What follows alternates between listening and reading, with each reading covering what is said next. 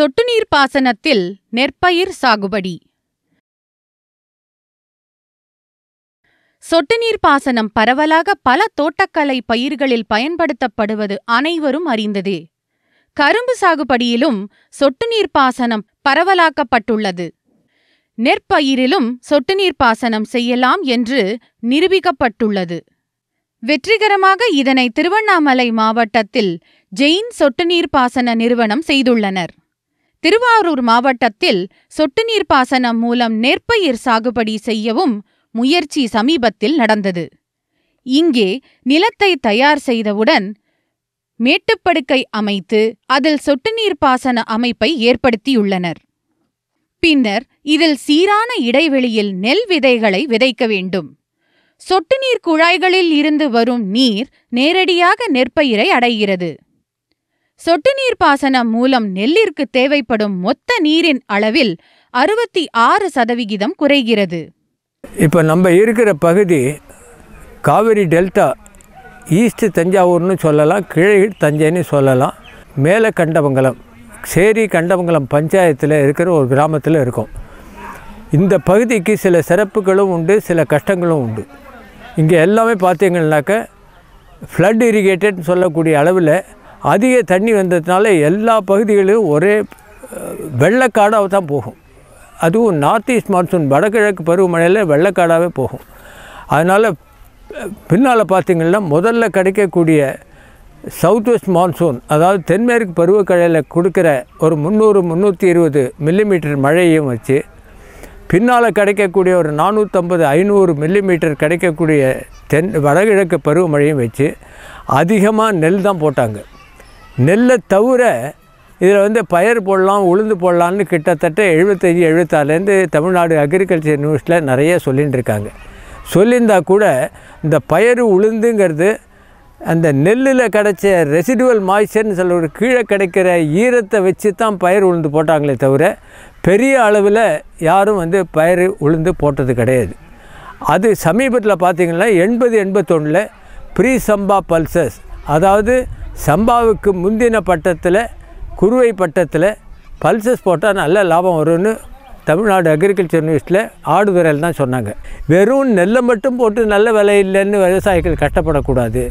மாற்று பயிர்கள் மட்டும் இல்லை, அதிகமான பயிர்கள் போடலாம் அப்படி. ஏன்னா நீங்கள் பார்த்தீங்கன்னாக்க இந்த 320 மில்லிமீட்டருக்கு அப்புறம் 450 மில்லிமீட்டர் கிடைக்கிறது.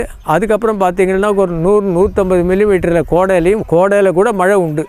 மழை தவறின பருவங்கள் உண்டு. இருந்தாலும் இருக்கிற மழை வச்சு நல்லா பண்ணலாங்கிற ஒரு அடியில் இதை மாதிரி ஒரு திட்டம் கொண்டு வந்திருக்கோம். இந்த திட்டத்தினோட பலன் சொல்கிறதுக்கு முன்னால் நம்ம அரசாங்கம் பண்ண சில மகத்துவமான காரியங்களையும் நான் சொல்லணும். இந்த ட்ரிப் இரிகேஷன்னு சொல்கிறது தண்ணியினோட அளவு மிக குறைஞ்சி 83லேருந்து காவேரி டிஸ்ட்ரிபியூட் வந்ததுலேருந்து நமக்கு தண்ணிங்கிறது ஜூன் மாதம் 12லேருந்து கிடைக்கிறதே ஒரு அளவுக்கு குறைய ஆரம்பிச்சிடுது. அதுவும் கொடுக்கறத பார்த்திங்கன்னா டேர்ன் சிஸ்டம் சொல்லி 5 நாளைக்கு ஒரு தடவை ஓல்டு டெல்டாலையும் ஆல்டர்னேட் டேட்ஸில் நியூ டெல்டாலையும் கொடுத்து தண்ணியினோட அளவு ரொம்ப குறைஞ்சிடுது. இந்த மாதிரி பருவத்தில் தண்ணி எப்படி சேவ் பண்ணணும், அந்த இதில் குறைச்ச தண்ணியில் அதிக விளைச்சல் எப்படி கொண்டு மோர் கிராப் பர் ட்ராப்புங்கிற அளவில் அந்த சிந்தனை கொஞ்சம் கொஞ்சமாக மாறி இருக்குது. ஆனால் டெல்டாவில் பல பேர் இந்த தத்துவத்தை உணரலை. அதை உணர வைக்கணுங்கிறதுக்காக இது மாதிரி பண்ணிட்டுருக்கோம். இந்த இடத்துல இப்போ CR 1009ன்னு சொல்லக்கூடிய 150 நாள் நீண்ட கால பயிர் நெல் பயிரை இங்கே ட்ரிப் இரிகேஷனில் போடுறோம். 20 சென்டிமீட்டருக்கு 15 சென்டிமீட்டர்னு கணக்கில் போட்டு இதனோட விளைச்சல் இங்கே பார்க்கலாம். முதல்ல உங்களுக்கு நெல் பயிர் போடுறோம். அங்கே பார்த்திங்கன்னா அங்கே நடவு ஆயின்ட்டுருக்கு. இப்போ 2 வரையை போட்டு ஒரு 15 சென்டிமீட்டருக்கு போடுறதுல பார்த்திங்கனாக்க இந்த ஒரு அரை ஏக்கருக்கு பார்த்திங்கனாக்கா ஒரு அரை கிலோ 1 கிலோ கூட ஆகலை நெல் வரை. அடுத்தாப்பில் பார்த்திங்கன்னா இதே இடத்த உழவானம் எதுவும் பண்ண வேணாம், இந்த ஈரத்தை மட்டும் வச்சு இந்த ட்ரிப்லேயே வச்சு இதே ஸ்பேஸிங்கில் இதே 20க்கு 15ங்கிற அளவில் வெங்காயம் பண்ண சொல்லியிருக்காங்க. அவருக்கு யூனிவர்சிட்டியிலே சார் அவர் KVK ப்ரொஃபஸர் டாக்டர் சோழன் சொல்கிறாப்புல அதுக்கு சிஓலேருந்து கோயம்புத்தூர்லேருந்து கிடைச்ச ஒரு விரையும் கிடைக்கிறது. இதே பகுதியில் போட்டோம்னா அடுத்த 100 நாளில் ஒரு வெங்காயம் கிடைக்கிறது. 150, ஒரு 100, 250 நாள், பாக்கி இன்னும் 115 நாள் இருக்குது. 115 நாளில் ஒரு உளுந்து பயிர் போட்டோம்னா ஒரு 65 நாள்.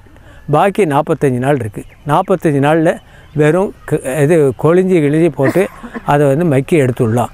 நம்ம அரசாங்கத்தில் இந்த ட்ரிப் இரிகேஷனை ஸ்மால் அண்ட் மார்ஜினல் ஃபார்மர்ஸுக்கு சிறு குறு விவசாயிகள் 1 ஏக்கருக்கு 1/2 ஏக்கருக்கு கீழே இருக்கிற இவங்களுக்கு இந்த ட்ரிப் இரிகேஷனை ஃப்ரீயாகவே தராங்க, இலவசமாக கொடுக்குறாங்க. நமக்கு தாராளமாக தண்ணி கிடைக்கிறதுங்கிறதுல ஒரு அளவுக்கு நம்ம வந்து அலட்சியமாகவே இருந்துட்டோம்.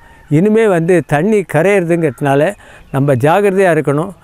கிடைச்ச தண்ணியை நல்ல விதமாக பயன்படுத்திக்கணும். கிடைச்ச அளவில் மேக்ஸிமம் கிராப் எடுக்கணுங்கிற அடிப்படையில் தான் இதை பண்ணிருக்கோம்.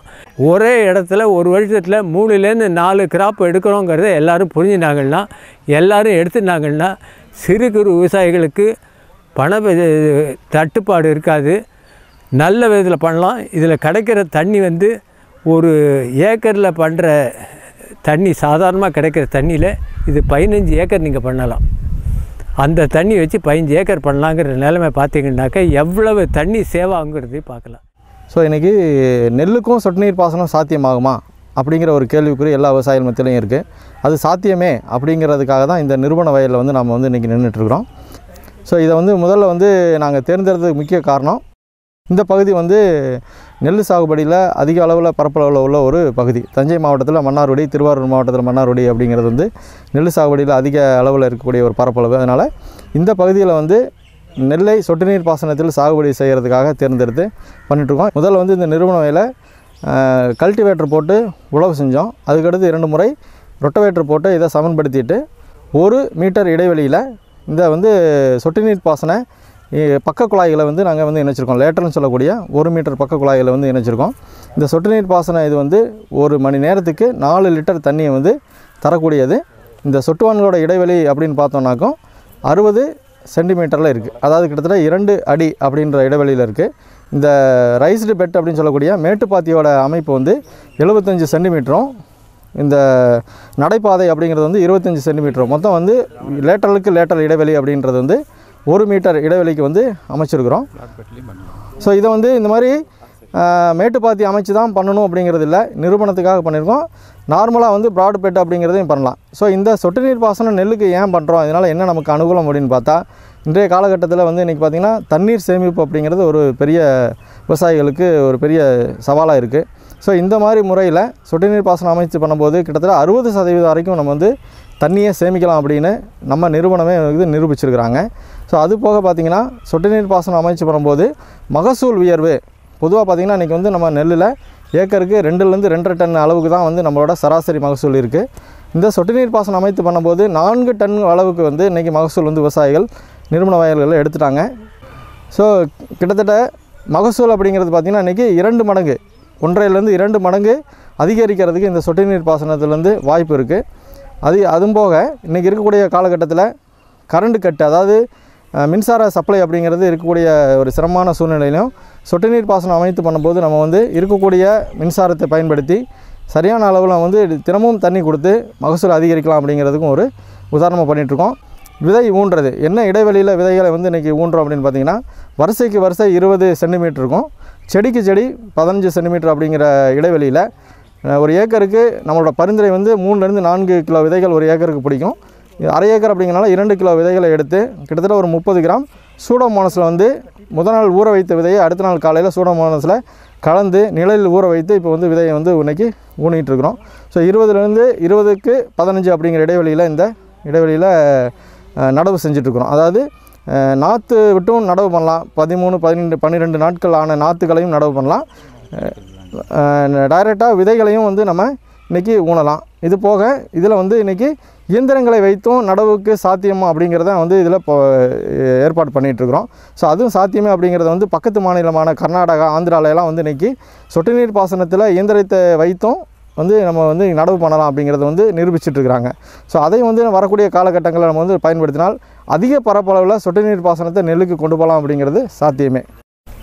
தமிழ்நாடு வேளாண்மை பல்கலைக்கழகத்தின் கீழ் நீடாமங்கலம் வேளாண்மை அறிவியல் நிலையம் கடந்த 9 ஆண்டுகளுக்கும் மேலாக நமது திருவாரூர் மாவட்ட விவசாயிகளின் விவசாயம் மற்றும் விவசாயம் சார்ந்த தொழில்நுட்ப தேவைகளை பரவலாக்குவதில் முக்கிய பங்காற்றி வருகிறது. குறிப்பாக திருவாரூர் மாவட்டத்தில் 2 முக்கிய பிரச்சனைகள் உள்ளது. ஒன்று பாசன நீர் பிரச்சனை, நாம் அதற்கு பக்கத்து மாநிலத்தையே சார்ந்திருக்க வேண்டியதாக இருக்கிறது. ரெண்டாவது ஆள் பற்றாக்குறை. குறிப்பாக முக்கியமான காலகட்டங்களில் நடவு, நாற்று பறித்தல், களை எடுத்தல், அறுவடை போன்ற முக்கிய காலகட்டங்களில் அறுவடைக்கோ அல்லது நடவிற்கோ ஆள் கிடைப்பது பெரும் சிரமமாக இருக்கிறது. இது ரெண்டையும் ஒன்றா சமாளிக்கிறதுக்கு ஒரு உன்னதமான திட்டம்தான் இந்த சொட்டு நீர் பாசனம் மற்றும் நேரடி நெல் விதைப்பு. நேரடி நெல் விதைப்புங்கிறது நம்ம மாவட்டத்திற்கு ஒரு பழைய தொழில்நுட்பம்தான்.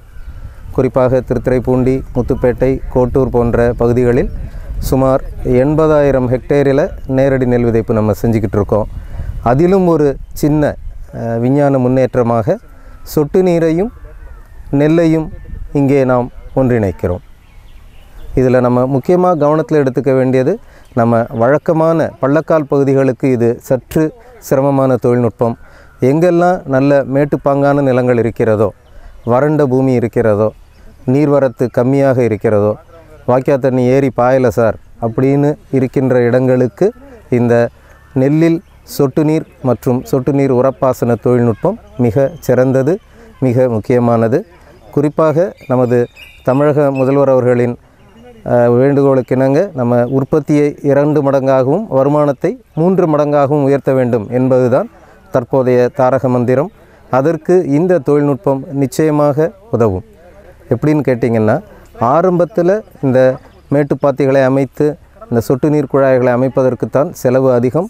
அதிலும் குறிப்பாக நமது முதல்வர் அவர்கள் அறிவித்துள்ளது போல 100% மானியத்தில் சொட்டு நீர் கருவிகளை வழங்கும் பொழுது அது ஒரு பெரிய சுமையே அல்ல. ஒரே விஷயம், இந்த மேட்டுப்பாத்திகள் அமைப்பதற்கான செலவு மாத்திரம்தான். அதற்கப்புறம் நம்ம அதில் வேறு எந்த விதமான வேலைகளையும் செய்ய போகிறதில்லை. முதலில் ஒரு 100-150 நாட்களுக்கு நெல், அதற்கப்புறமா அதில் ஏதாவது காய்கறி பயிர்கள், சுமார் ஒரு 80 100 நாட்கள் வயதுடைய குறிப்பாக வெங்காயம். இன்றைய தேதிக்கு காய்கறிகளிலேயே மிக அதிக விளைவிக்கக்கூடிய பொருள் வெங்காயம்தான். அந்த வெங்காயம் குறிப்பாக அந்த CN5 என்கின்ற கோயமுத்தூர் வெங்காயம் 5 என்கின்ற ரகம் நமது திருவாரூர் மாவட்டத்திற்கு மிகவும் உகந்தது என்று ஏற்கனவே எங்களது வேளாண்மை அறிவியல் நிலையத்தின் செயல்பாடுகளின் மூலமாக கண்டறிந்துள்ளோம். அதை பயிரிடலாம். அது முடிந்த பின்பு உழவு மேற்கொள்ளாமலே இதே மேட்டுப்பாத்திகளில் பச்சை பயிறு அல்லது உளுந்து அல்லது கோடையில் நன்கு விலை போகக்கூடிய வெள்ளரி அல்லது நம்ம வாட்டர்மெலான்னு சொல்கிறோம்ல, தர்பூசணி, அதிலிருந்து கீழே உதிர்கின்ற இலைகள் நமது வயலுக்கும் நல்ல மக்கிய உரமாகும். அதனால் தொடர்ந்து ஒரு 3 ஆண்டுகளுக்கு உழவு பணிகளே மேற்கொள்ளாமல் வெறும் மேட்டுப்பாத்தி, அதிலுள்ள சொட்டு நீர் உரப்பாசன பாத்திகளை கொண்டு நாம் கூடுதல் விளைச்சல், சுற்றுச்சூழல் பாதுகாப்பு, அதிக வருமானம் என்ற 3 விதமான விஷயங்களை பெற்று நமது குறிக்கோளான வருகின்ற ஆண்டில் 120 லட்சம் மெட்ரிக் டன் விளைச்சல் என்கின்ற இலக்கை அடைவதற்கு இது மிகச்சிறந்த உத்தியாகும். எனவே நமது திருவாரூர் மாவட்ட விவசாயிகள் அவர்கள் மாத்திரமல்ல, எங்கெங்கெல்லாம் இதை போன்று வடிகால் நல்ல மேட்டுப்பாங்கான நிலங்கள் கிடைக்கிறதோ அங்கெல்லாம் நெல்லுக்கு நேரடியாக விதைத்து சொட்டு நீர் உரப்பாசனம் மேற்கொண்டு விளைச்சலை பெருக்கி நீரை சேமித்து வருவாயை கூட்டி வளமான வாழ்வு பெறலாம் என்று கேட்டுக்கொள்கிறேன். வணக்கம். பருவமழை பொய்த்துப் போவது வழக்கமாகிவிட்டது. இதனால் நெல் உற்பத்தியில் பெரிய பாதிப்பு ஏற்படுகிறது. இதனை ஈடுகட்ட சொட்டு நீர் பாசனம் மூலம் நெற்பயிர் சாகுபடியில் ஈடுபடலாம். ஆம், சொட்டு நீர் பாசனம் மூலம் நெல் சாகுபடி செய்ய ஒரு ஏக்கருக்கு 32 லட்சம் லிட்டர் நீரே போதுமானது.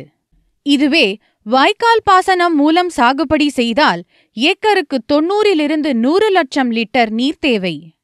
அதேபோல் சொட்டு நீர் பாசனத்தில் நெற்பயிருக்கு 226 யூனிட் மின்சாரம் இருந்தாலே போதும். இதுவே வாய்க்கால் பாசனம் செய்ய 467 யூனிட் மின்சாரம் தேவை. குறைவான நீர், குறைவான மின்சாரத்தில் குறையாத உற்பத்தியை தரும் சொட்டு நீர் பாசன நெல் சாகுபடி நிச்சயம் நம் வீட்டிற்கும் நாட்டிற்கும் ஒரு நல்ல தொழில்நுட்பம்.